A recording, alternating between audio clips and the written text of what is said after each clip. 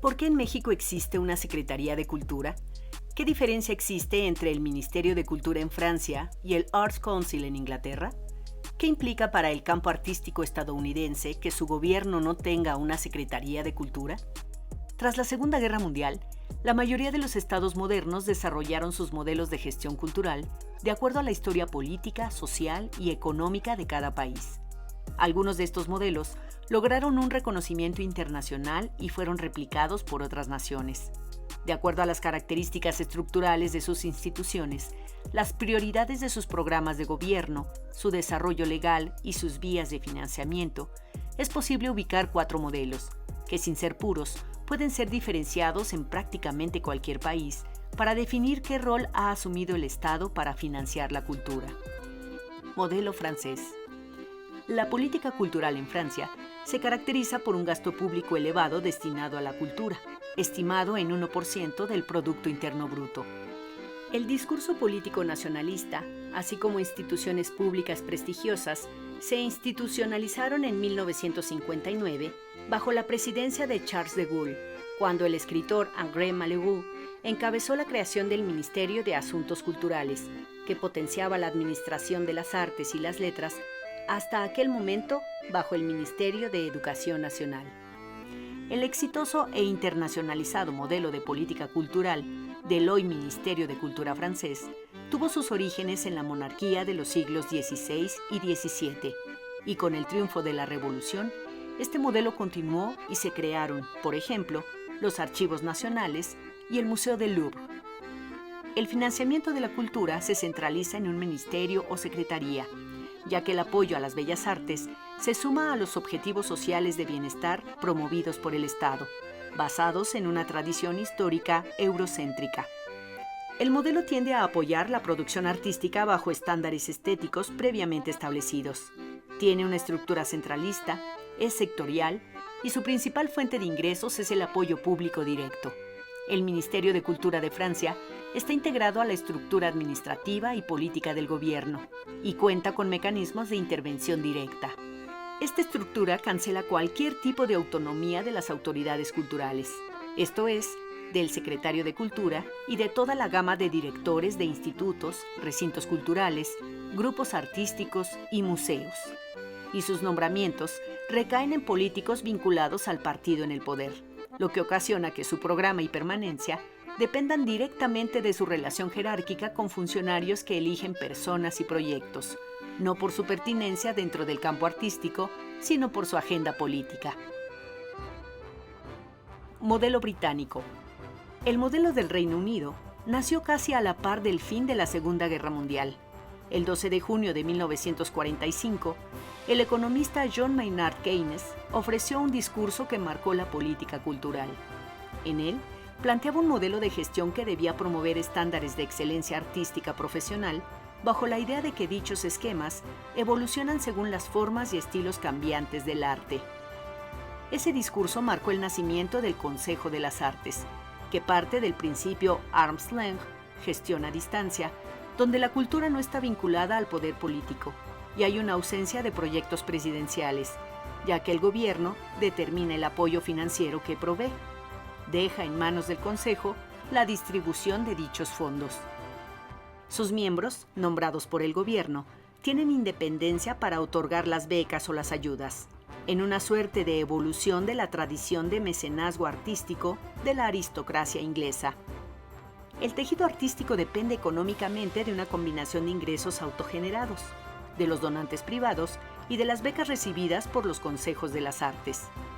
Si lo comparamos con el modelo francés, la principal diferencia radica en la autonomía que tienen los directivos de las instituciones culturales, ya que estos son elegidos por grupos colegiados que no atienden directamente a una agenda política.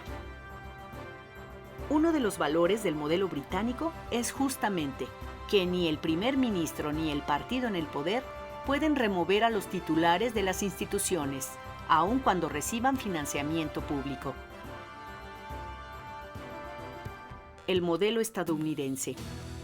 En Estados Unidos, la gestión cultural opera fundamentalmente desde la iniciativa privada y a través del gasto tributario, mediante exenciones parciales o totales de impuestos. Se favorecen las donaciones a instituciones filantrópicas, otorgando beneficios fiscales por considerarlas bienes de interés social. Convergen una economía de mercado fuertemente competitiva y una larga tradición filantrópica privada. En este modelo, el Estado tiene una limitada capacidad de intervención en cuestiones culturales, y el desarrollo de los proyectos artísticos depende de su capacidad de encontrar apoyos privados. Vale la pena recordar que el gobierno estadounidense sí cuenta con organismos federales que impulsaron el desarrollo cultural. Concretamente, el National Endowment for the Arts, el National Endowment for the Humanities y el National Council on the Arts. Nancy Hanks, quien había presidido la Fundación Rockefeller, además de haber sido asistente de Nelson Rockefeller en el Departamento de Salud, Educación y Bienestar, se mantuvo en la presidencia de Gerald Ford tras la renuncia de Nixon y logró imponer una política de arte para todos los americanos, que dio una mayor apertura de programas, actividades y eventos culturales donde participaban artistas y empresarios. Se dio una combinación de mayor dinero y más actividades. En 1981, con la llegada de Ronald Reagan a la presidencia, se dio un recorte de dinero público, lo que provocó que su entonces presidente, Frank Hudson, enfatizara dentro de las instancias culturales que su labor de recaudación privada se debía consolidar como el componente más importante para el soporte de las artes. Comparado con los modelos de gestión culturales francés o británico, este modelo marca un contrapunto al reducir la injerencia del Estado a exenciones y estímulos fiscales para financiar instituciones filantrópicas que apoyan la cultura, por lo cual ni el presidente ni el partido en el poder pueden nombrar o remover a los directores de los mayores recintos culturales de dicho país. Modelo soviético. En la extinta Unión Soviética, su modelo de gestión cultural se construyó en el período de entreguerras y tuvo su auge durante la Guerra Fría. Su política plantea que el Estado es el propietario de todos los medios de producción y el arte está supeditado a objetivos políticos, por lo que el gobierno solo apoyaba a aquellas manifestaciones que eran políticamente afines o escondían su neutralidad en la apariencia de excelencia. Los miembros del partido tomaban las decisiones de financiamiento de proyectos bajo la premisa de que promovieran la educación política en lugar de la excelencia artística. El estatus del artista está determinado por su pertenencia al partido oficial o a los sindicatos de artistas aprobados, lo que afectaba directamente en su situación económica. La Unión Soviética impulsó con Stalin la doctrina conocida como realismo socialista, con la idea de que la obra de arte es propiedad del proletariado, lo que implica producir obras que puedan ser inmediatamente aceptadas por las masas. La caída del muro de Berlín y la disolución de la Unión Soviética marcaron el fin del modelo soviético de política cultural. En la actualidad, la Rusia poscomunista ha comenzado a utilizar la cultura para mejorar la percepción del país fuera de las fronteras, aunque esta estrategia no ha contado con suficientes fondos para su consolidación. La gestión cultural en México. Desde 1905, cuando el presidente Porfirio Díaz nombró a Justo Sierra como titular del Ministerio de Instrucción Pública y Bellas Artes, el modelo de gestión cultural se caracteriza por seguir los principios del modelo ministerial o francés, ya que la promoción de la cultura se centraliza a partir de instituciones federales que reciben financiamiento público, siempre bajo la dirección del Ejecutivo y del proyecto político del partido o bando político en el poder. Con el triunfo de la Revolución Mexicana, caudillos como Venustiano Carranza crearon instituciones como el Departamento Universitario y de Bellas Artes, que, paradójicamente, tuvo su momento más brillante bajo la dirección de un anticarrancista. Fue José Vasconcelos quien, tras el derrocamiento y asesinato del líder revolucionario, asumió la dirección de este departamento para sembrar la semilla de la Secretaría de Educación Pública, SEP, creada por decreto del entonces presidente Álvaro Obregón el 3 de octubre de 1921. El proyecto nacional postrevolucionario tenía entre sus principios rectores la cohesión y la identidad nacional, que claramente instrumentalizaba la mancuerna indisoluble entre cultura y educación. Vasconcelos siempre promovió un modelo educativo cultural que dio impulso a bibliotecas y escuelas, y por consiguiente a la publicación masiva de libros. Como parte de los reacomodos postrevolucionarios, Vasconcelos dejó la SEP, pero su modelo de gestión continuó.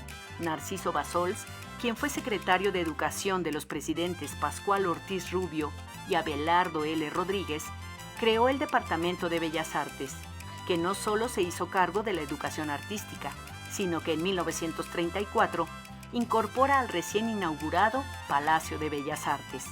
Para mediados del siglo XX, era muy claro para el Estado mexicano que las instituciones que promovían la cultura debían estar bajo la dirección y el apoyo financiero del gobierno. Bajo esa misma lógica, se crearon el Instituto Nacional de Antropología e Historia, 1939, y el Instituto Nacional de Bellas Artes, 1947. El 7 de diciembre de 1988, Carlos Salinas de Gortari, quien buscaba legitimación tras haber ganado la presidencia a Cuauhtémoc Cárdenas mediante un proceso electoral cuestionado por la caída del sistema, buscó el apoyo de intelectuales mexicanos y creó por decreto presidencial el Consejo Nacional para la Cultura y las Artes, CONACULTA, que nominalmente proponía un nuevo modelo de gestión al proponer un consejo al estilo británico. En los hechos, se mantuvo el modelo ministerial que ponía a la nueva institución bajo la rectoría de la SEP.